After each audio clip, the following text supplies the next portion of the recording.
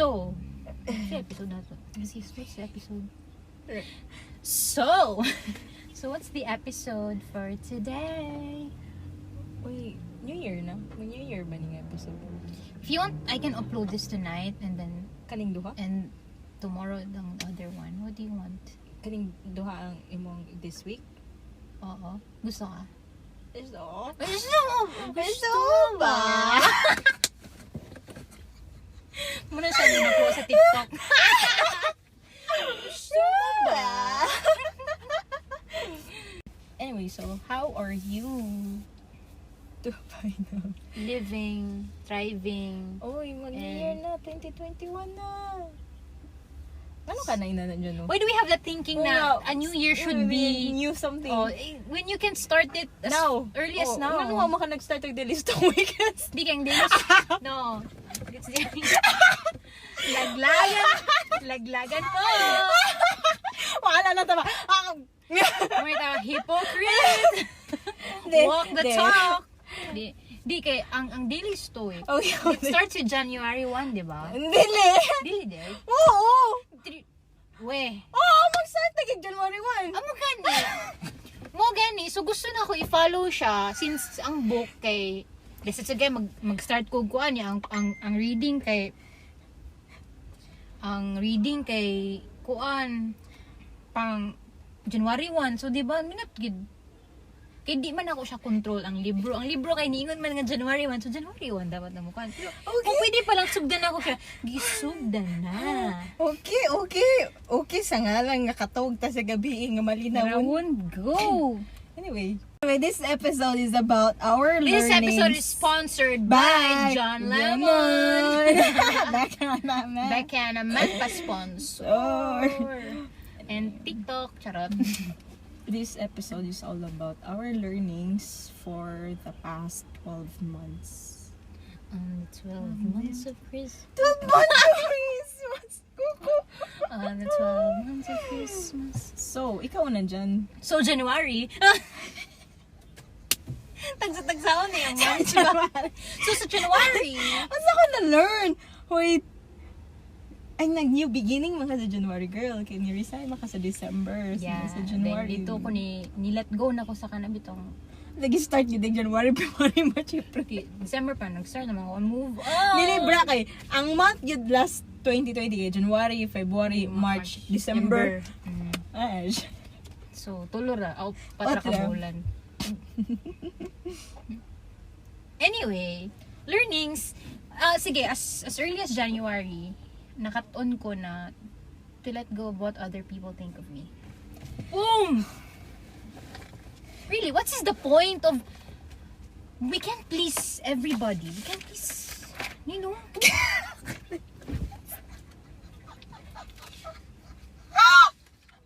Naman ko yung learning sa akong journal note. Hello, si Kuan. Mexican girl. So, 5, 4. Okay.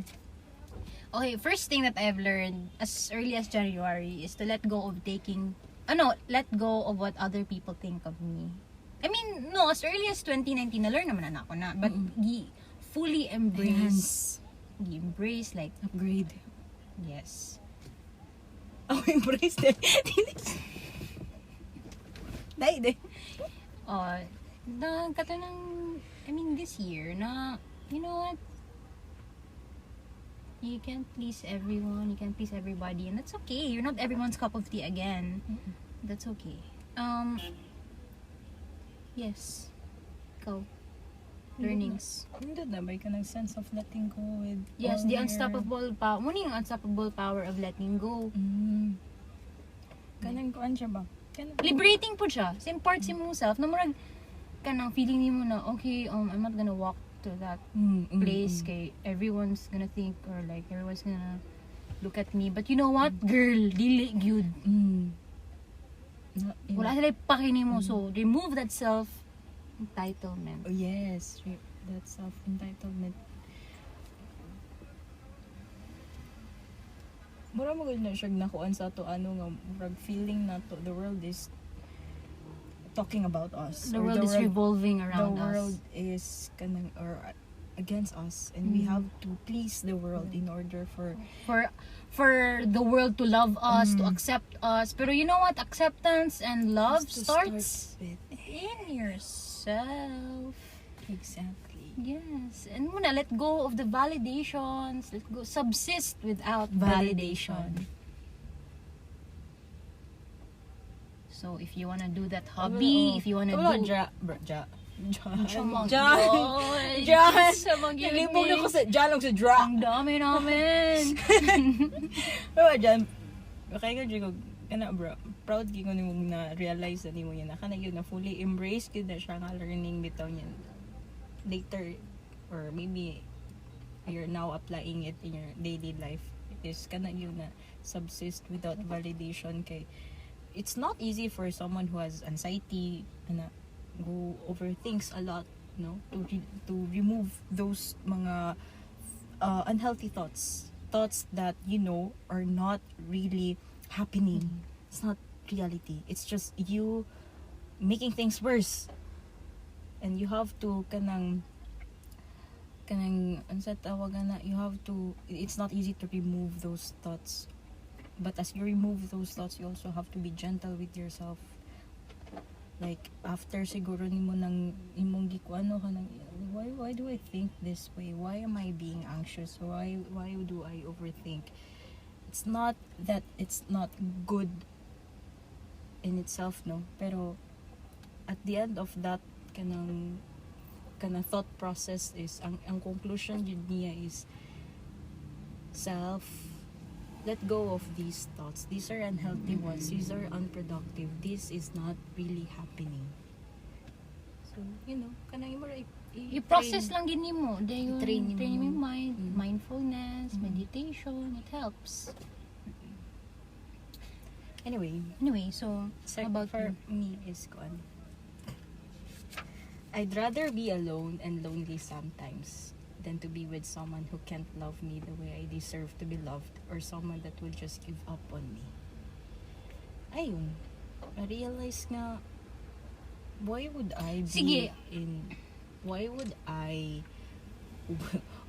I enter into relationships that would just make me feel unworthy of something ba? Kanang i-gaslight ka or kanang i-highlight sa imo ang mga mistakes na imo hang na ginabuhat ba nga.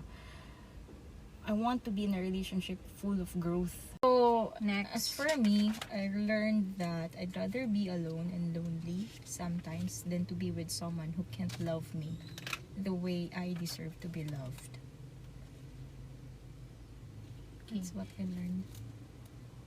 It's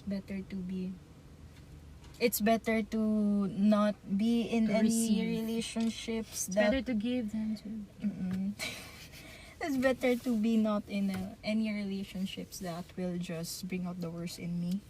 Or Pero you have to know that naging mga relationships na pang character development. Right? universe. That's a tough Hard spill. to- Oh my God. Tough pills to Oo. swallow. That, you know what? Relationships end, and that doesn't mean that the love was not real, but it has to end because pang character development lang. Malagi Give it to up. for Oh. reason or for Oo. season.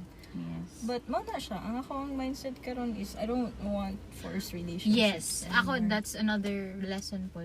Kay, before, mga as early as, I mean, 2019 pa lang, like, although na-learn na ako ng mga forced relationships no nga, dapat di na Forced. maayo. Ayaw, dapat don't hindi force. siya forced. But kana bitong once na ka sa situation because Sige, wala kay naman. mindful attitude, because wala pa ko self-awareness at na time. Wala, driven lang sa emotions. Murag, You thought that it's okay, it's normal, no? then later on, ma-realize na niya mo na, hala, You thought that you two are just working things out.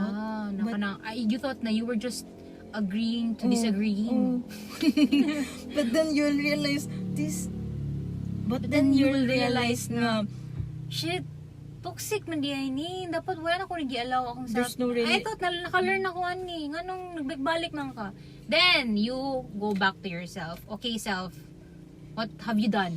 Naman, you always go back to yourself. You ask yourself, okay, what are the toxic behaviors na imo na pong Ulit-ulit na po nimo. Balik-balik na po. sa ano ba sa And you learn from it. And then, don't be too hard on yourself. I mean, you make mistakes, but that doesn't mean na you have to kanang condemn yourself. Na, you know what, you failed. No. It's okay. so yeah mo to ko. Other words ato is don't want to be in forced relationships. Yes. And even friendships. Forced friendships. Lan. Di ba? Madali Okay, naman tayong kausap eh. No, really. Sa una pagid ko na. If dili ka na ako, then fine. Okay. Sige, di ba? Di magid ko para pang tanan. Para, I'm not for everyone. Oh, di ba? So, I'll stick to those people who accepts me for who I am, genuinely. And who knows what they have. Diba? Less is more for me. More siya ka nang be with people who knows what they have if they have you. Yeah. Okay, anyway. Ikaw next, bro. Versikulo 2, 1, 3, 5. Kanin, recently lang na ako ni na-learn. Mga gano ka recent? 3 weeks ago. 3 weeks ago. Ito ba yung time na? Yung time na nagpalit kong journal notebook. The importance of emotional intelligence. Anong gato? Anong natawa ka? Kayo mo ganda na share na ako, so. Yeah. So for those of you who don't know what emotional intelligence is, being emotionally intelligent means knowing and understanding yourself. It helps you make better decisions, would spare you from emotional suffering because you know where it comes from and you know how to handle it and not to impose it on others. Now, I'm an emotional person and I admit that I'm a very emotional person, but I do not have a high emotional intelligence. And high emotional intelligence is a skill. That's why I've learned it. Tungod kay driven ko sa emotions, low ako ang intelligence sa emotions. Kaya di man automatic na emotional ka, kay emotionally intelligent na pud ka. Diba? So, that's what I learned. Na i-develop, i-enhance na ako ang emotional intelligence na ako. And I've learned that EQ is better than IQ. Why? We are dealing with people every day. You like it or not. And yes, nakaka IQ, pero how you treat people, how you deal with your emotions, that's a reflection of kanang who you are as a person. Dili ang imuhang intelligence, imong mga know-how diha, imuhang mga nabasa na libro diha. I think ma-relate na siya sa ako ang isa pod ka Sige, learning, go. which is the unnoticed power of impact. Ang impact, oftentimes we do or say things mindlessly to other people. We're not fully aware that whatever that thing we said or did could have a short or long-term effect, an impact to that person. And that person can possibly carry with him or her that mindless thing you did ba. So that's what I said na kanang it's an endless suffering yun ang life if no one has the maybe kanang no one is emotionally intelligent enough to know how to deal with people. Because tinod ba dyan na ako no makaingon jud ko dyan even sa work there are those workmates nga, grabe ka tactless, grabe ka mindless. They just say words regardless. And they justify it. And they justify it as, well, this is me. Or di ba ka nang, or like, I'm entitled to my own opinion. Wala ka, girl, TikTok ka, girl. Like, kanang na ba, ang ilahap or they clothe it in such a way that, if you can't deal with me, then that means you're weak. Because you can't deal how I talk or how I am as a human being. But that isn't the case. You're imposing others. Good if people are like you. Good if the world is surrounded by people like you. But it's not. So don't be indifferent from these other kinds of people. You have to be sensitive enough. moro yun po na siya importante kay nang naatay impact bisag wintag insignificant mo kuno tawo no na we will have an impact regardless how small Good or or big bad na that impact is. pa na. Good or bad impact. For example, in my case, no, I don't know if this is just if this is just me, but when I hear or when people say things to me, bisag gamay ra na siya bitaw say kay maka at night I would still remember that person nga ingon siya inani. And mura na ka mag-struggle na sad ka, why would that person say that thing? Ano ba? Mura ka nang But then again, impose na sad. balik nagyapon na sa imong kagalingon how you perceive those things na giingon sa imo. Pero mo lagi na bro. Dili magud tanan. Kita I would say I'm very grateful that we're privileged enough to read books, to do all those things, True. kaning what podcast or be True. with people who have we have genuine connections with na. Because all of this i-combine nimo tanan will make your kanang self-improvement kanang kuan na lang ba kanang murag makaya-kaya na lang ba. Easier. There are those people who don't have these kind of Or privileges. like access to such information or knowledge or wisdom. Okay, Oh. wala. They did not grow up nga kanang nasilay na net person nga nagbahog sad sa ilabang. You know what? That's why ang a role nato siguro pud no sa as an impact na lang pud like share our knowledge. Oh. Regard or nala nila if embody na nila. Share your knowledge and apply your knowledge. And then wisdom. people. Ano. Next. Next, mostly these reflections are kanang mga meditations na ko recently. Siguro napagit sa'yo ko yung maingon pero wala ko nag-prepare man good. Dugay naman din ako. Nalan ako, pag last Sige year ko, na ikaw ako. na lang. Ako na lang. Ikaw na lang, Alam mo na lang ulit. Ako na lang. Wag na, oy. Gibawi. Wag na, oy. I think you would agree with this one also. Your emotions are meant to be felt. They're not supposed to control Ay, you and yes. make Muna yung decisions for gingon you. sa kuha na nag-impact yun sa kuha like pack. Impact na pack. Di ba ito? Really, as an emotional person po no, like, I tend to feel things man yun. Pero kanabitang sometimes kay dili kay ko accepting sa negative nga which is normal man ta. Positive or negative, those are emotions. Okay? And now that I've learned na kanang example na sad ka, i-feel lang yun na nimo. I-feel. You don't need to really kanang magud i-suppress nila. That's why mura sila mahog nga kanang unstable na noon ba. Di man sila ka ba mo handle na or before siguro ako di ta ka ba mo handle bitaw na you know what, these emotions they need to be felt. They demand to be felt. And it's okay.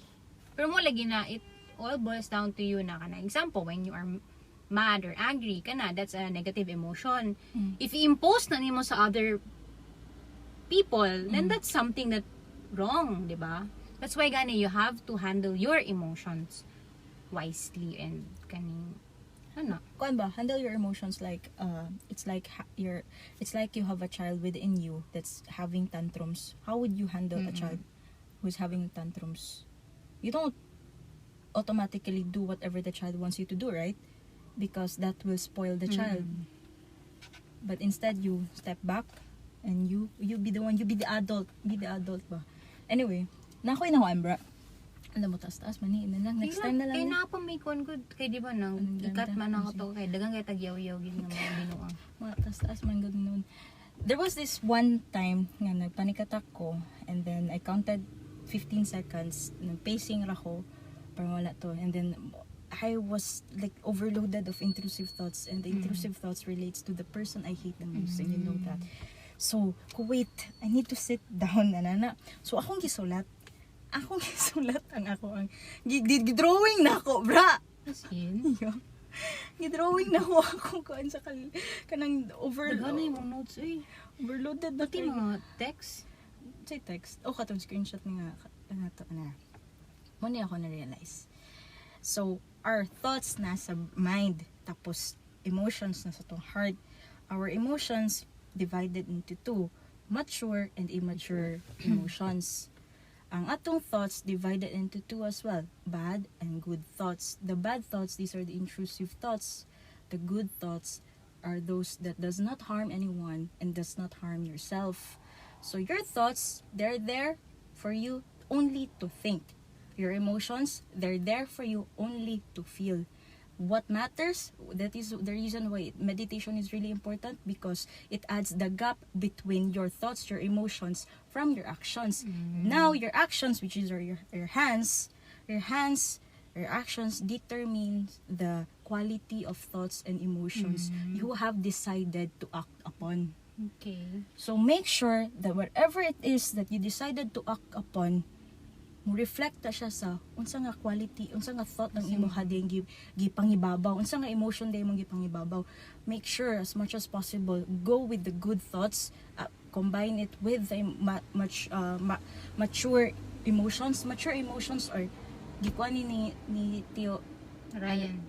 Tio Aling di Bauthong. Ni both. Or siya nga, there are 3 tests to emotional maturity. It's a man. First is test, igang na kayo. Nato diri. Ipasa to. Igang na kayo kumayot. Emotional awareness. Dili. The ability to harness emotions. Dili. Control F, bro, na kita. Acknowledge emotions. Differentiate and analyze emotions. Accept. Tulo ra ka book test. Test of, ay ako man dito na naman dito diri. Wala dito diri. At ayun, hindi na talaga siya lumabas. I wrote it down. Na. Test of maturity, emotional maturity. First is the capacity to explain. Second, the capacity to stay calm. And third is the capacity of vulnerability. Ay, malagkakan ba na? You know that you have emotional maturity. First is the capacity to explain. You have to know how to use words to communicate ba. For example, you are feeling sad. So you have to know how to explain To other people. through words. Dili pwede na silent treatment. It's hard to for What if people. what if you're angry? So di ba you tend You to have to, say bad? No, you would, ako, I really am an angry person. Like, short-tempered yun ko, diba? Mo nang, karon ang akong gibuhat, karon gi-challenge akong self, dili ko mag-road rage. Diba, kabantay ka na ako, mo nung stop na lang ako. Huwag na lang. Mega dali. Oh, diba? Ay, siya ko. Bits and pieces lang nga ka ng progress ba? Anyway, anger. You have to say that, hey, I'm angry. No, hey, I'm anger. Anger. Hey, I'm angry. And then, no, nag-type siya iyo. Ano lang, know how to explain your anger. Wanang lisod, because tunan sa dani mong effective communication man good. Even to yourself, how you know the words that you say to yourself is very important, because mutuo man mo kagalingan na. Anyway, second, next na lang emotional maturity, no? Kaya para next episode kita. Thank you so much for listening to the podcast. Actually, I could say that we learned a lot of things. It's just that limited time, and we don't know if we were able to communicate it to you properly and effectively, that you would also understand what we're trying to say. But if we have one liner for this, is that just be a good person. Be more compassionate. Yeah, that's it. And have a happy Happy New Year! Ganun lagi ka.